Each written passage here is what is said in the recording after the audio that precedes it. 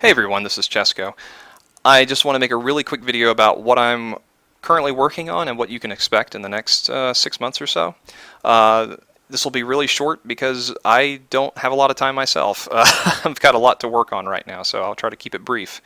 The first thing I wanted to say was thank you for your support of Frostfall. It was voted File of the Month, January 2013. I couldn't think of a better way to ring in the new year. Thank you so much for your support. I really don't know how it got as much support as it currently has. It's blown me away. It has beaten out many mods in endorsements that make your character more sexually attractive. Those are historically the ones that get really popular on the Nexus. So it's completely blown me away. How many people really enjoy this kind of gameplay and want to see more of it. So again, thank you. So what am I currently working on? The biggest one right now is War for the Overworld. I'm a game developer for Subterranean Games. That project is going amazingly. Please come check us out at www.wftogame.com. I think we publish updates every Wednesday, so you can keep pretty accurate, track of our progress on a pretty frequent basis. Come check us out and support the game. It's shaping up to be something really, really special. So, on the modding side of things, I'm actually working on a patch to Frostfall right now. It's Frostfall 2.3. It's mostly going to be a bug fix update. I've been sort of paying attention to a lot of the feedback that I've received over the last month or so, and really just sort of trying to address the high points of what people are kind of commonly seeing. It's not going to be anything in the way of features, but it'll help the mod work more consistently and more as expected, so that should be something to look forward to. Next is Read Books Aloud. It's a new mod that I'm working on. I'm working with two very talented voice actors, Nikita and Gopher of Skyrim Mod Sanctuary fame. Nikita has an amazing voice, and she's done anime voiceover work. She's done a lot of music, and her talent really shows. You can hear her reading Fall from Glory in a previous video that I uploaded recently, so go check that out. Gopher's actually already been doing this. He's been reading books from Skyrim on his YouTube channel, so we're taking a lot of his work that he's already done and new stuff that he's doing just for this and sort of pulling it into the game so that when you open a book, you hear it read to you.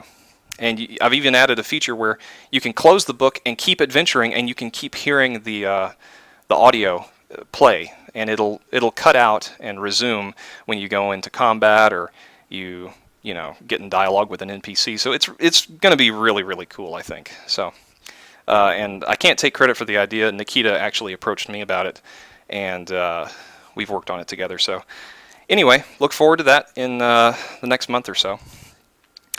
I'm working on something else called Core Components. So Core Components is going to be sort of like a modder's resource. You can kind of think of it sort of like Hearthfire, where Hearthfire added these new crafting benches and some new raw material types like glass and goat horns and lumber and things like that.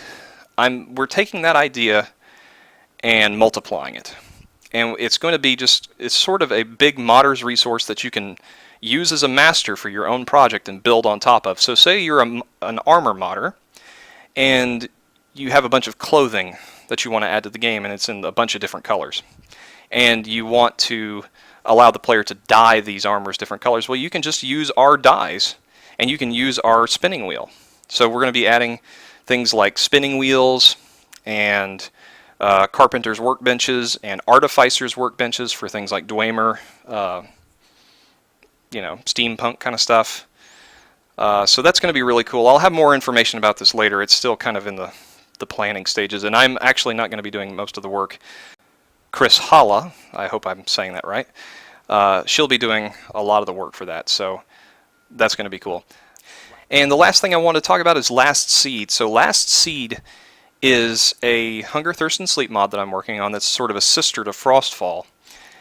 It's part of the Skyrim Survivor series of mods, and it's also going to expand the gameplay dynamics around trapping and fishing and hunting, as well as cooking. So a big focus of Last Seed, and it's probably where 99% of my time has been spent so far, is trying to depopulate the food in Skyrim. There's just too much of it.